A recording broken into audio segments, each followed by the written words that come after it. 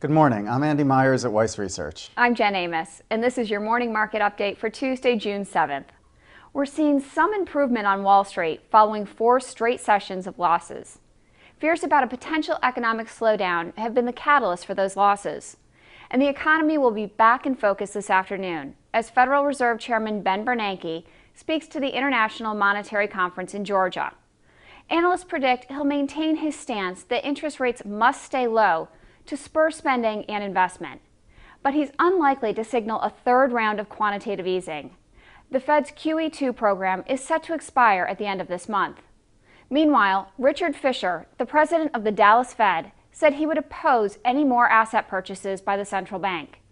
On CNBC this morning, he said QE2 may have been partly to blame for higher commodity prices, and that he expects economic growth to pick up in the second half of this year.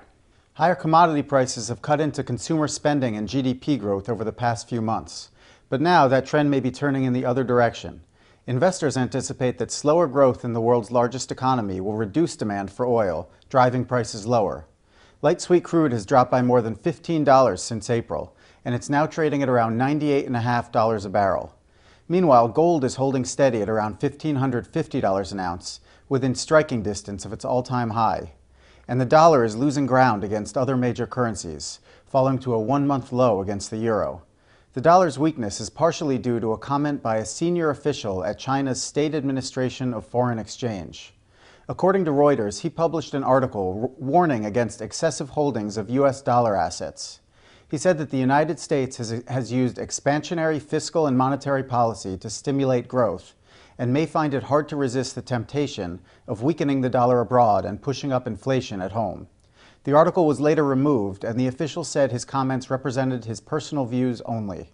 In corporate news, a hostile takeover attempt is resulting in big gains for 2 stocks this morning.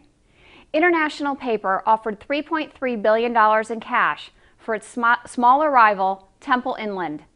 The bid is worth $30.60 a share, a 46% premium over Temple Inland's closing price yesterday.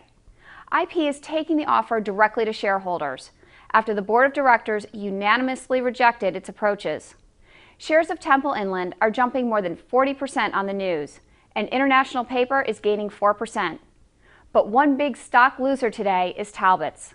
The retailer is tumbling 30% after its fiscal first quarter sales missed analyst estimates. Talbot's also said its results for the current quarter will be significantly below last year's levels, blaming a challenging competitive environment and weak consumer spending. Weak earnings are also weighing on shares of Pep Boys, sliding more than 13% right now. The automotive service and retail chain reported profit that was nearly unchanged from a year ago, missing estimates. And one other stock to keep an eye on today is Navistar International. The commercial truck maker posted a 72% increase in quarterly net income as strong demand and favorable pricing lifted its bottom line. Navistar also raised the bottom end of its full-year earnings guidance, but the results were still below expectations, sending the stock down 2.5% in early trading. After today's closing bell, we'll get quarterly numbers from home builder Hovnanian Enterprises. That's the latest from Weiss Research. Have a great trading day.